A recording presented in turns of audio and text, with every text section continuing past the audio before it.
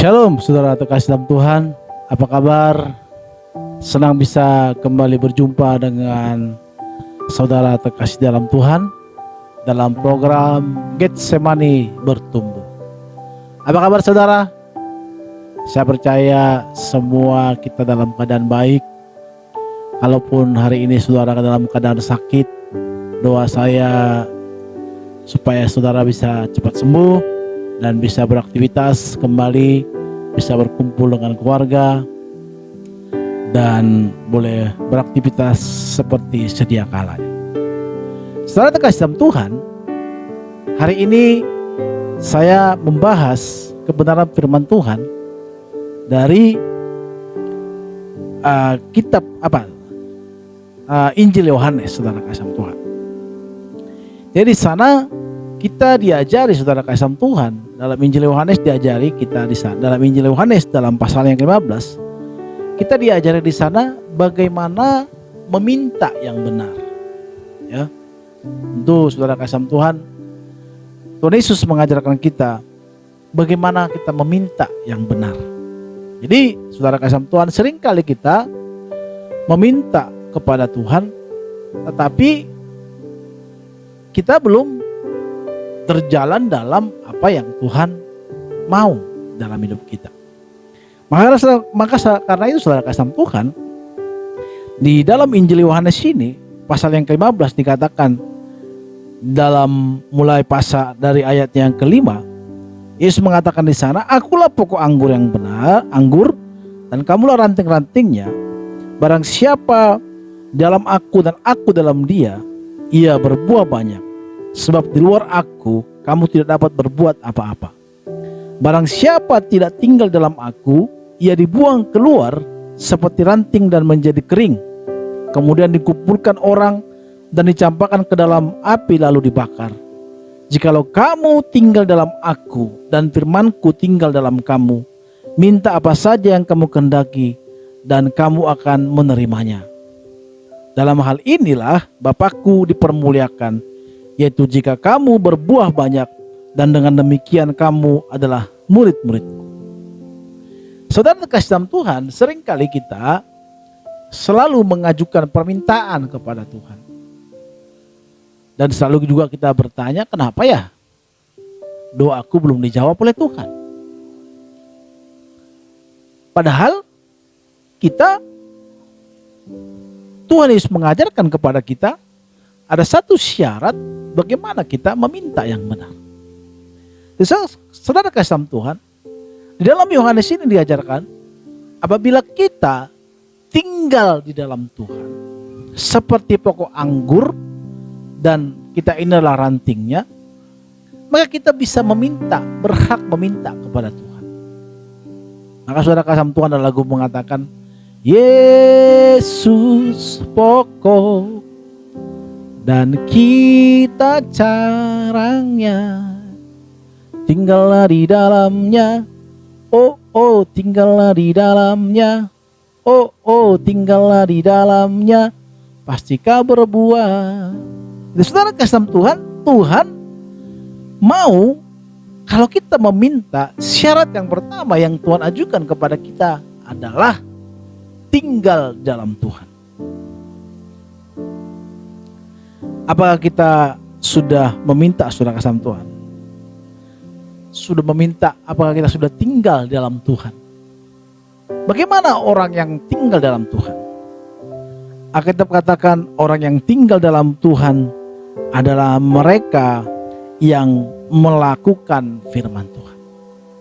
Jadi kalau kita masih kesana kesini, tidak mau taat kepada firman Tuhan, tidak mau turut apa yang Tuhan katakan, ya kita tidak berhak menuntut Tuhan meminta sesuatu kepada Tuhan. Kenapa? Karena syaratnya kalau kita meminta kepada Tuhan adalah apabila kita tinggal di dalam Dia. Sama seperti pokok anggur tadi, saudara kasih Tuhan, yang tetap menempel di pokoknya, saudara kasih Tuhan. Dia tetap menempel seperti ranting itu, ranting pokok anggur itu yang tetap menempel ke batangnya pokok anggur. Nah seperti itulah yang tinggal. Jadi ada kesatuan yang tidak dipisahkan antara pokoknya dan rantingnya. Kalau dia tidak tinggal di dalam, tidak menempel ke batangnya itu, maka ranting itu akan menjadi mati. Oleh karena itu saudara kasih Tuhan, syaratnya adalah kalau kita ingin meminta sesuatu kepada Tuhan, maka kita harus tinggal di dalam Tuhan. Pemikiran seperti ini saudara kasih Tuhan perlu kita pahami. Maka kita tidak gampang untuk kecewa kalau permintaan kita kepada Tuhan tidak diberikan sampai sekarang. Perlu kita koreksi saudara Tuhan. Mazmur berkata, selidiki hatiku Tuhan. Saudara kasih Tuhan, pemazmur ini sungguh luar biasa. Dia selalu membuka diri, dia selalu membuka hatinya untuk dikoreksi oleh Tuhan. Apakah dia sudah benar-benar di dalam Tuhan atau tidak lagi tinggal di dalam Tuhan.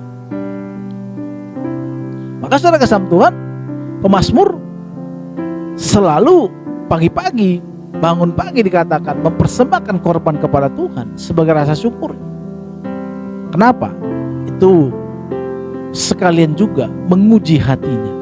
Apakah dia masih tetap berteguh dalam Tuhan. Pemazmur juga berkata saudara kasih Tuhan, dia juga sering kali pada saat mau tidur, dia merenungkan kebaikan Tuhan. Maka saudara kasih Tuhan, kita sebagai orang percaya,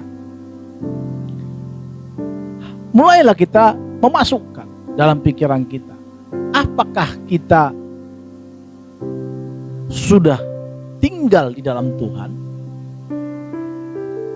atau masih di luar, atau ranting tadi sudah terputus. Maka kalau kita terputus saudara kasih Tuhan, jangan kita selalu meminta kepada Tuhan, ya kan? Sama seperti saudara punya pasangan, saudara tidak berhak menuntut pasangan saudara ini itu kalau saudara juga belum bisa dituntut secara baik, belum bisa memberikan yang terbaik juga kepada pasangan. Itu akan menjadi suatu pertengkaran. Harus ada timbal balik, harus ada saling membutuhkan. Kalau kita membutuhkan Tuhan, ya kita juga harus taat terhadap firman-Nya. Kalau kita membutuhkan pertolongan Tuhan, maka kita juga harus setia di hadapan Tuhan. Tuhan bukan nggak hidup, saudara. Dia pribadi. Dia seorang pribadi yang punya perasaan. Cuma dia berwujud secara roh, tetapi kita wujud secara daging. Tapi Tuhan punya perasaan. Jangan selalu kita membawa kesabaran Tuhan, kemurahan Tuhan untuk melegalkan permintaan kita. Padahal kita tidak pernah mau taat terhadap firman Tuhan, tapi kita selalu meminta kepada Tuhan. Gak salah sih kita meminta kepada Tuhan, tidak ada yang salah dengan itu. Tetapi menjadi salah apabila kita meminta tetapi kita tidak melakukan apa yang Tuhan lakukan. Sama seperti saudara kasih Tuhan, kalau saudara punya anak, kita sebagai orang tua, kalau anak kita selalu meminta tetapi tidak mau mendengarkan apa yang kita katakan, apa yang terjadi saudara kasih Tuhan? Saudara kesal kan? Kesal gak? Sama kalau saudara punya teman datang hanya butuh doang.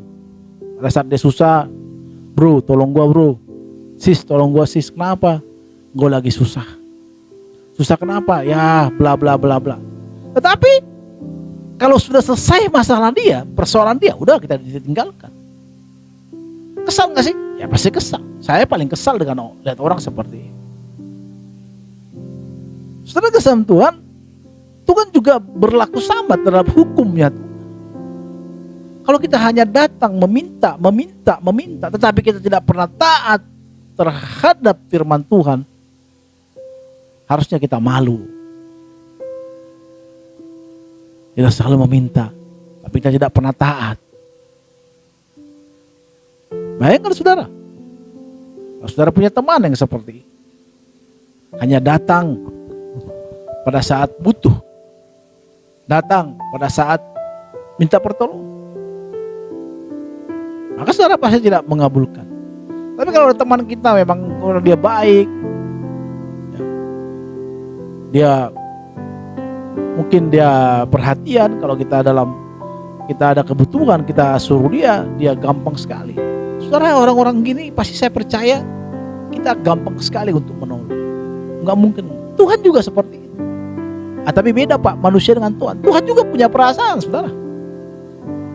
Maka saudara kasih Tuhan, kalau kita belum bisa tinggal di dalam Tuhan, dan kita belum menempel kepada pohon anggur itu, kepada Tuhan, jangan sekali-sekali meminta, saudara. Kalaupun saudara meminta, tetapi saudara, kita harus berjanji untuk setia di hadapan Tuhan. Maka saudara kasih Tuhan, firman Tuhan menyapa kita pada malam hari ini. Setialah, taatilah firman Tuhan. Kalau kita taat ke firman Tuhan, saya percaya tidak kita minta pun Tuhan akan berikan kepada kita. Kalau kita orang yang setia, orang yang tulus mengasihi Tuhan ya. Saya juga banyak dalam pengalaman dalam hal ini, saudara. Kadang kita tidak meminta. Kadang kita udah lupa dengan doa-doa kita. Kita hanya fokus melayani Tuhan. Fokus kepada pekerjaan Tuhan. Fokus bagaimana hidup kita ini semakin berkenan di hadapan Tuhan. Ya, walaupun banyak mungkin ada salah. Tapi kadang doa-doa kita itu yang tidak kita sudah lupa itu, Tuhan jawab. Jadi saudara kasih Tuhan, dengan kebenaran ini, mari kita berubah. Mari kita belajar untuk selalu bertumbuh di hadapan Tuhan, semakin dewasa di hadapan Tuhan. Jadi tidak gampang menyalahkan Tuhan, kita tidak gampang kecewa, tidak gampang meninggalkan Tuhan. Kalau permintaan kita belum dijawab oleh Tuhan, mari koreksi diri kita. Seperti pemazmur berkata, selidiki aku ya Tuhan, apakah hati kita ini sudah terpakut kepada Tuhan atau sudah jauh. Tuhan memberkati kita saudara kasih Tuhan. Sampai bertemu kembali di Getsemani Bertumbuh setiap hari Jumat jam 8 malam waktu Indonesia Barat. Tuhan memberkati. Salam saudara kasih Tuhan, salam sehat. Shalom, shalom, shalom.